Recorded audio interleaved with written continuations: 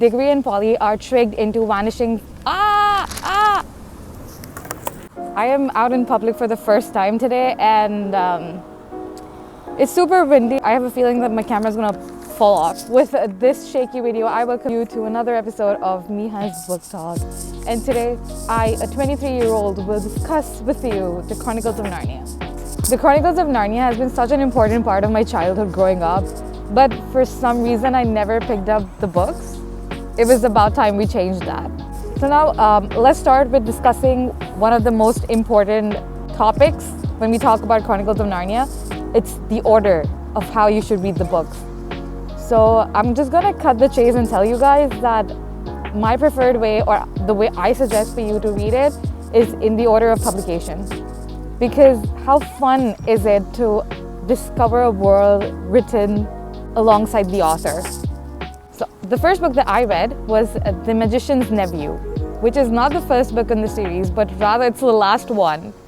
And although I enjoyed it, I would say that read it in the publication order. I didn't know at the time. In this book, Diggory and Polly are tricked into vanishing from this world to the dying world of Tarn, where they accidentally wake up the evil witch, that is Queen Jadis. They also witness the creation of Narnia as it is sung into existence by the great lion, Aslan. Okay, so I finished reading The Magician's Nephew last night, and it was such a cute story. Like, it wrapped up everything he was talking about from before, and I love that so much. Like, we find out why the lamppost exists and how it ended up being there, where did the white witch come from, and even the wardrobe. Oh my god, that was so nice to find out, like how the wardrobe existed. I give this book a 5 out of 5 stars. Next book that I read in this series is The Lion, the Witch, and the Wardrobe, which is actually the first book in this series.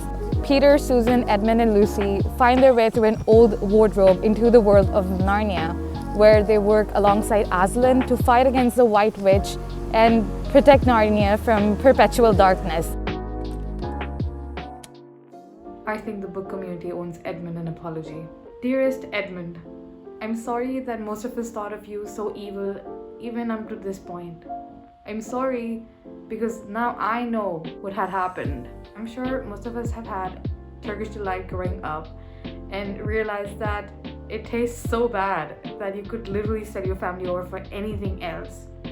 But what we didn't know at the time was that this was enchanted Turkish delight. And the book actually talks about it this way: that this was enchanted Turkish delight, and that anyone who had once tasted it would want it more and more of it, and would, even if they were allowed, go on eating it till they've killed themselves. And then we proceed further, and you know the scene where Edmund leaves for the White Witch and the children get worried because where did our brother go? And instantly the beaver says, "Why are you searching? We know where he's gone." Well, of course, he's betrayed us, he's gone to the White Witch, and nobody understands this. And then the beaver says, as soon as he looked at Edmund, he knew that he was a traitor because he looked like someone who had been with the White Witch and had her food. Something about his eyes that would give it away. And I think that is something that we haven't been considering this whole time. He was enmagicked. I feel so bad now. Yeah, that was what this segment was about. So I finished reading The Lion, the Witch, and the Wardrobe, and I feel very sad right now because it hit me while reading it that it's been such a huge part of my childhood. I couldn't help myself compare the book to the movies the whole time I was reading it. But anyway, now that it's over, I already miss it. So yeah, now, if we talk about the differences in the book and the movie, I would probably say that there's a lot of things that are missing in the book.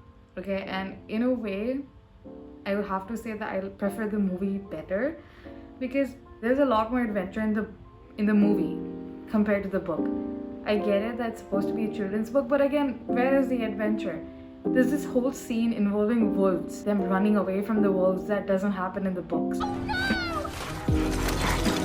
Run! My favorite part of the movie, by the way. I won't wait forever, and neither will the river.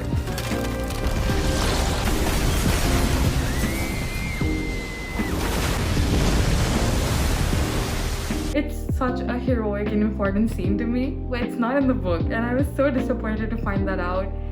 That being said, I think the book portrayed Edmund in a different light as well, and this is what I liked about the book. It showed that he's just a kid and who was under the influence of something that was a lot larger or bigger than him.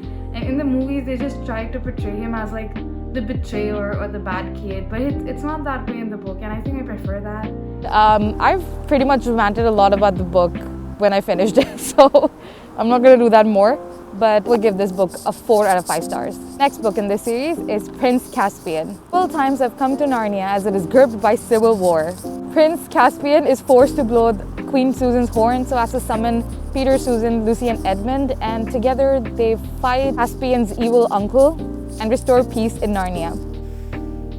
I just finished reading Prince Caspian and I am very upset.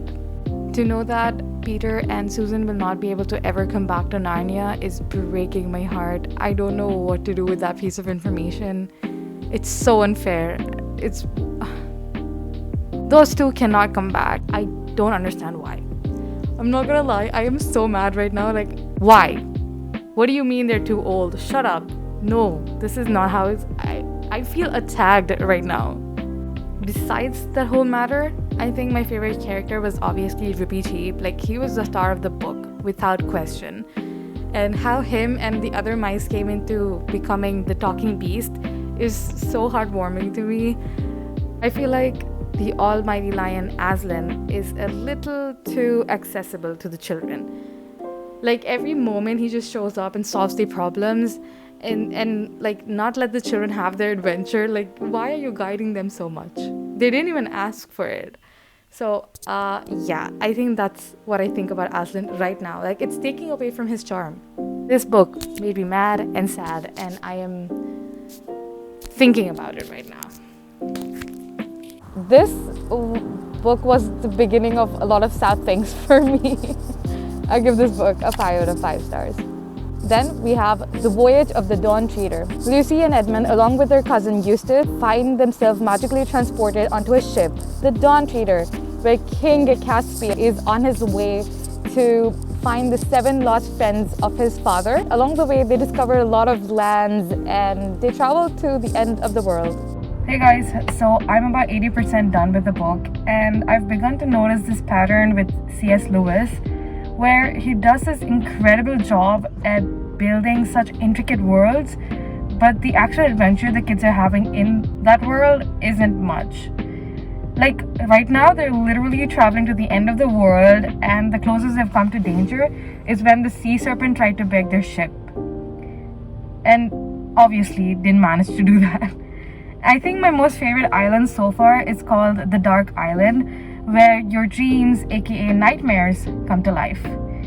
And that is such an amazing plot line. Like, you could make an entire movie just on that. But guess what happens? Dun dun dun, nothing. Because the incredibly available lion saves the day. Again.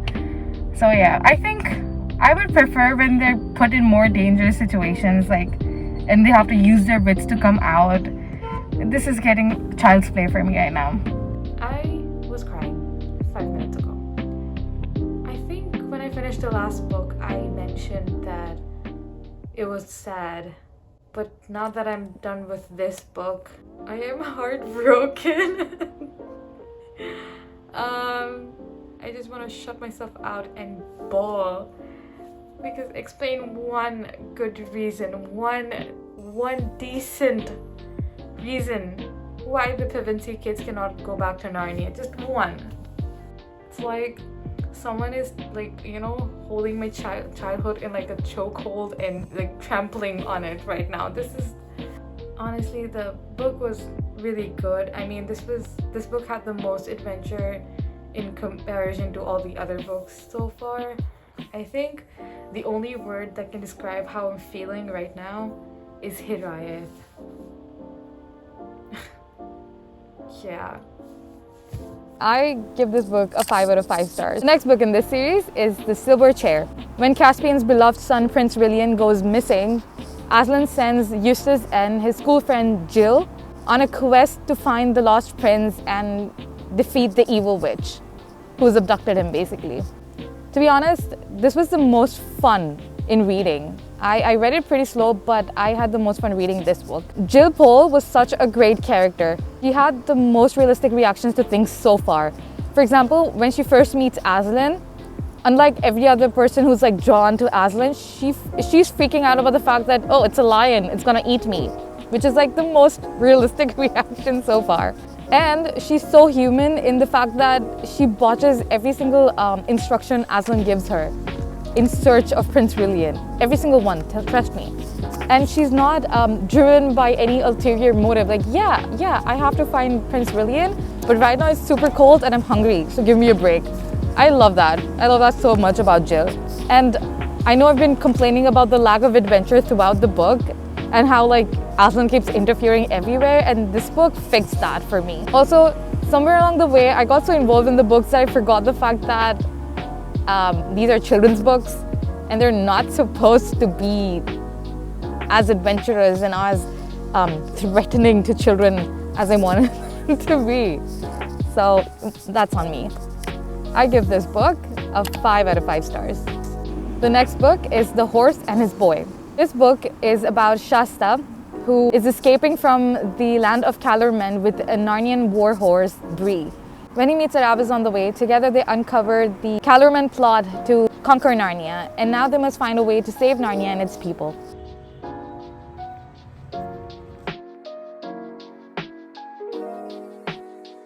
This was the fastest read in the series so far. It was quick-paced and straightforward, and I was so glad to meet Edmund, Susan, and Lucy here again. Talking about the main characters of the book, I found Shasta very strong-willed and boyish. What I mean by that is that unlike most characters, Shasta got scared easily, and the normalness of all of that I like. In one way, this book gave me Disney fairy tale vibes, and I'm all for it. I give this book a 4 out of 5 stars. Now the last book in this series is The Last Battle. A false Aslan is roaming Narnia and ordering everyone to work for the evil Calormen. Can Eustace and Jill find the true Aslan and restore peace? The Last Battle is supposed to be the greatest battle of all time and the biggest struggle between the good and evil. Okay, I have officially finished the last book, The Last Battle, and that was the end of the Chronicles of Narnia for me. My initial reaction to all of this was to stare at my bedroom wall for almost 15 to 20 minutes because I didn't know how to process any of that. I'm just gonna jump in straight and say that of all the books in this series, I don't recommend this one because it is so absolutely heartbreaking. I'm gonna give out the biggest spoiler there is and tell you that the book ends with the end of Narnia, and then they tell us that it was not Narnia to begin with, it was just a shadow of Narnia, and the real Narnia is where they're actually going. And then the kids are worried about going back to England because they don't want to go as always. And Aslan tells them that, don't worry, there really was a railway accident, and newsflash, all of you are dead. And I don't know how to process that. Because when I say all of you, Susan was for some reason left out of this. And besides Peter, Edmund, and Lucy, their parents have also died because they were on the same train. I'm just gonna put this in the way I took it first. Susan, obviously, apparently is not a friend of Narnia anymore because for God knows what reason. I don't care, okay? Just set that aside. But to know that she has lost literally every single member of her family and every single person she knew on basically planet Earth to one accident. And to live knowing that she has nowhere to go because what? Why? And to put that aside, let's just talk about the kids, because that's what they are. Even if they're High Kings of Narnia or whatnot, they're still children. And at the end of the book, the end of the series, our childhood friends, every single one of them has passed away. And if that is not heartbreaking for you, I don't know how or what else will be. I think this book has been especially testing in a lot of ways because whatever happened to Susan was injustice and I do not like it. I saw a post about how someone called Aslan Lion Jesus, And I think from then on, I saw, or I could now see, all the references that are made throughout the book and the series, and it was kind of weird for me to go on about that from there. When I told you that Narnia stops existing, every single person on Narnia, every single creature or thing or being rushes out through a door where they meet Aslan, and they divide into two. One that is the bad and one is the good, and the good goes further into a garden, and what happens to the bad we do not know. They're literally talking about hell and heaven, and this is a child's book. And obviously the racial matter I don't care about the fact that Narnian children are fair, okay? It does not matter to me. But to know that Calormen, who were essentially the evil, they were black. To know that this is coming from an English author this book was written at times where so much was happening because of color, it's a problematic read. And right now, as someone who has just finished reading, I would say that this book was not worth it. This was really not worth it. When I finished the book first, I was so overwhelmed with content, and I was so upset about it that I really couldn't think any further. Like, there was nothing for me in it. A lot of months have passed, and I realized that it's okay. I don't care. I really don't care. I've moved on. It's a good book. It's just really controversial. I gave this book a 4.5 stars. Do I recommend anybody reading this series now? If you're really interested, then sure, why not? But would I recommend you asking your siblings or children to read them? No. No. Don't know about the last battle, but this was a humongous struggle. Thanks for watching, and I'll see you around later. Bye.